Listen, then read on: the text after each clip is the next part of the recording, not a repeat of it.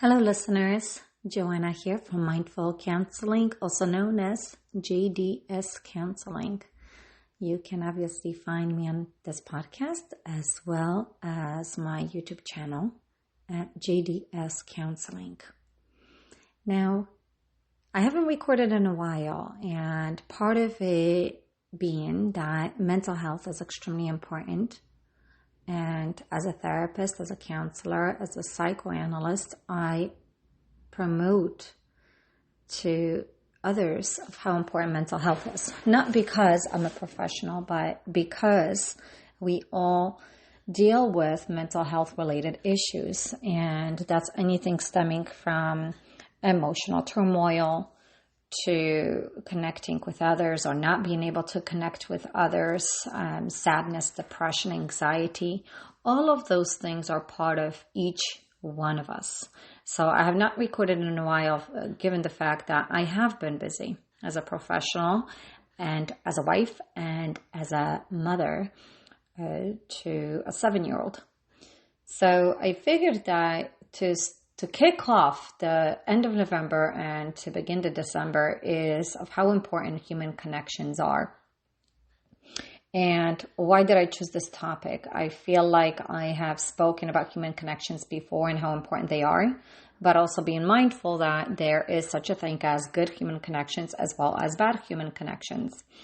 And we thrive to receive one or the other. And a lot of it might have to do with our unconscious and particular habits and things that we have just been so used to doing for a very long time, whether that has to do growing up as young kids and seeing how our parents are and those are around us all the time growing up and how we've implemented all of their sort of like routines, habits, the way they speak, the way they connect, the way they respond.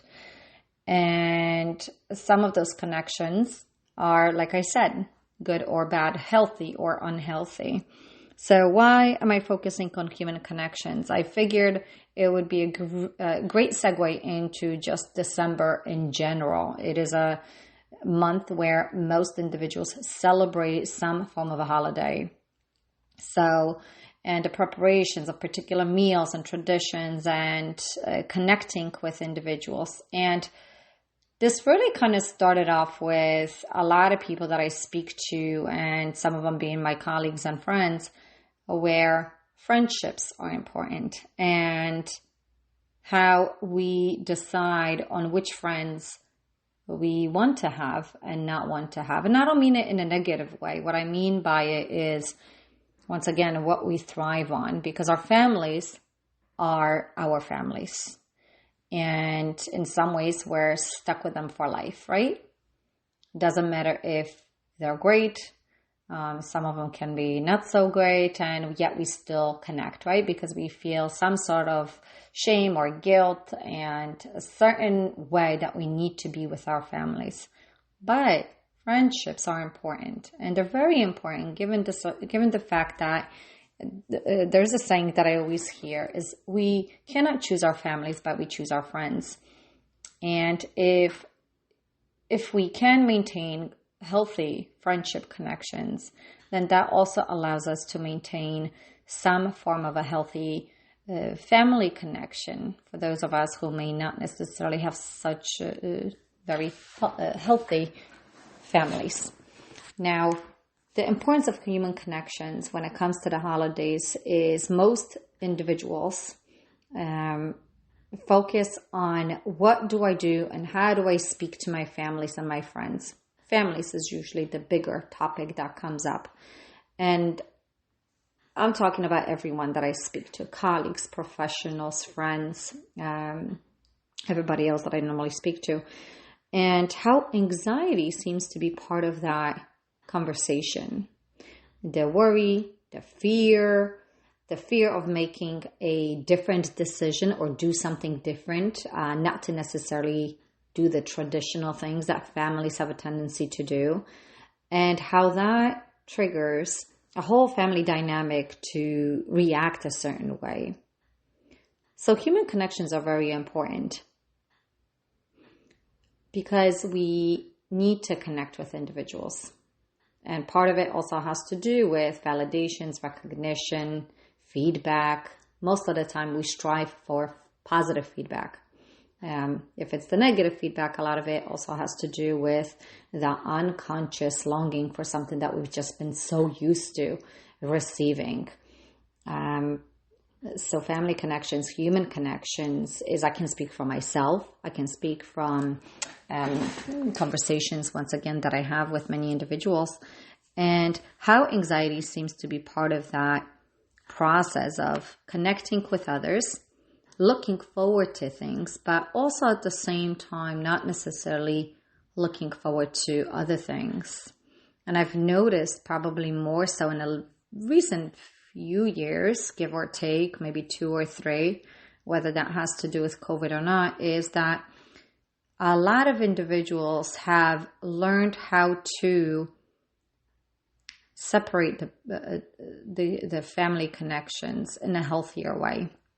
What do I mean by that? Is that, not to bring it up again, because I know it is one of those topics that we feel like we just don't want to talk about, but I'm only bringing it up in this particular moment where a lot of individuals last year were actually looking forward to having holidays, not necessarily the traditional way, because they were all in each other's homes. So not looking forward to being with the families because COVID was a great excuse for not being with the families or maybe friends, especially since they are very conflicted relationships. Now, on the other hand, the other part of it is looking forward to family gatherings because of COVID. So it goes both ways, either looking forward to certain things, looking forward to changes, looking forward to good things, because of two conclusions. Looking forward because we have missed on so many different things because of COVID, and looking forward to different things because COVID was part of those reasons. So I've had conversations with 2 types of individuals, those that wanted to make their own traditions and not necessarily need to go to their families' homes or friends' homes because COVID was a great excuse. And then I dealt with and work with and talk to many individuals who look forward to having more connections with their families and friends because of COVID. And maybe part of it has to do with the losses and some of the changes that maybe may have influenced us. Some of the things that have influenced us, that's what I meant, to pursue some of the changes. Still, human connections, bottom line is, are important. To be left alone, completely isolated as one individual may be good, but the question is for how long? Until what point does one get to a point where they want to connect with someone? And sometimes that's not even a person. That could be just an animal. So we as human individuals, as mammals, we strive to connect, whether it's connect with one, connect with many, and how important human connections are. And I know, once again, COVID brought up a lot of different things, good things, abilities to connect with people, families and friends through FaceTime or the devices, computers, because we were able to do it, because we realized that we can do it. And it gives us ability to say hello, not necessarily for too long, and to also click off or log off and end the conversation, as opposed to if the things were in person with the most conflicted individuals in our lives. So I focus on it a lot because how important healthy human connections are.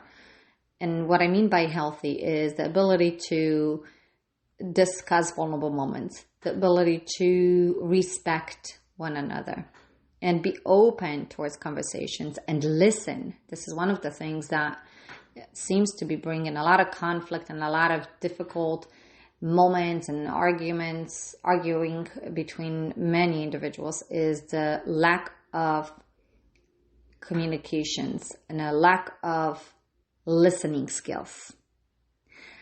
There's a lot of times that we say we are listening. In reality, we're not hearing. And there's a difference between the two. I can listen to what you're saying, but deep down, I may not hear what you are saying. In other words, I'm not grasping. I'm not being coherent about what you're saying. So human connections, positive human connections are very important for our mental health. They are important in the sense of our healthier side of mental health, because let's face it, to have negative human connections, and what I mean by that, arguing on a daily basis, which realistically speaking does exist, and arguments sometimes are part of a relationship, depends on what kind of arguments we're talking about, is that if we focus on negative and hurtful and conflicted and relationships that focus on nothing but chaos, let's ask ourselves a question. Are they necessarily good for us? Versus if you commit, even just by listening to what I'm saying here today, if you commit towards just, let's say, one great relationship for a whole week, just 1 week, give yourself the ability to try it, to have a relationship with someone, a family member, a friend, and just to communicate with that person, unless you, of course, have many, for a whole week, 7 days, Monday to Sunday, or whatever day of the week you choose to do it. And see how you feel always communicating with that individual or individuals in your life. How great you might feel after certain conversations and what you look forward to. Now, on the other hand, if you focus on communicating or having a relationship with someone, or also you being that person too, because let's face it, self-awareness is extremely important in this conversation as well, is, once again, if you choose to have 1 week of a relationship with someone that's on the other end, meaning more negative and maybe not always in a good mood and always bringing the conversation down, see how you feel about coming out of that conversation or relationship. Now, I don't mean to end relationships like this. That's not what I'm saying here. What I mean is see the difference of what it does to your mental health and how you feel at the end of some of these conversations. Do they lift you up or do they bring you down? So do they lift your spirit and mental health up, or do they make you feel more down and sad and depressed? So all I'm saying here today is, and I know I'm saying a lot here in a very short period of time because I try to not to make these recordings extremely long, is, and maybe I should for particular topics, is that human connections are important. Holidays are approaching and we are in charge, realistically speaking, of how we want to have holidays and relationships with others, with our families, with our friends. Where is it that we can give our time to others, as well as where is it that we can see that others are also willing to give the time for us? It's important to recognize that. So to kind of conclude this is human connections and the importance of our own mental health, especially when we have healthy human connections, especially during difficult times, whether it's grief, dealing with grief, dealing with losses, is that sometimes human connections are very important during the moments of sadness and the ability to sometimes maybe sit with someone as opposed to just being alone. So I hope you all found this podcast insightful. I know there was a lot to say in here, and maybe I should break it down in the near future, but I hope you found it helpful. And once again, Joanna from Mindful Counseling. I hope you're all well and be safe.